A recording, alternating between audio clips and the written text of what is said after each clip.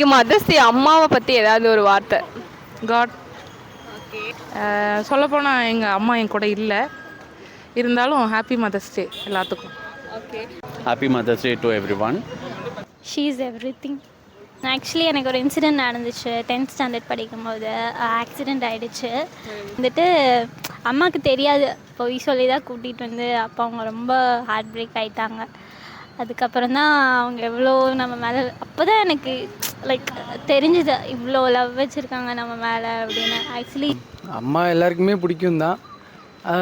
Mother's day அன்னைக்கு தான் எல்லாருமே அம்மாவை வந்து நினைப்பாங்க. ஆனால் அது இல்லாமல் எல்லா நாளுமே அம்மான்னு நினைக்கணும் மீன்ஸ் என்ன சொல்லணும்னா, அந்த அன்னைக்கு மட்டும் எல்லோரும் வாட்ஸ்அப் இப்போ தான் ஒரு மீம் பார்த்தோம், அந்த செல்ஃபி எடுத்து போடுறது, அதை எடுத்து போடுறது எல்லாம் சோஷியல் மீடியாலே ஃபுல்லாக இருக்காங்க. அது இல்லாமல் அம்மா கூட கொஞ்சம் டைம் ஸ்பெண்ட் பண்ணணும், போகணும். இப்போ நான் வந்து மதுரைக்கு போனால் ஏதோ முடிஞ்ச அளவுக்கு என்னால் டைம் ஸ்பெண்ட் பண்ணுவேன். ஜென்ரேஷனில் இந்த மாதிரி வந்து எங்கள் அம்மா மாதிரிலாம் சோஷியல் மீடியாலாம் யூஸ் பண்ணாமல், இனிமேலாம் இந்த மாதிரி ஜென்ரேஷனில் பார்க்க முடியாது. இந்த மாதிரி அம்மாலாம் எங்கள் அம்மா வந்து சோஷியல் மீடியா கூட யூஸ் பண்ண மாட்டாங்க. அவ்வளோ பாசெல்லாம் காமிப்பாங்க தான். நான் வந்து அதெல்லாம் கண்டுக்காமல் இவ்வளோ நாள் சுற்றிட்டேன். இனிமேல் இப்படிலாம் இருக்க மாட்டேன். இல்லை அழுகு வந்துடும்.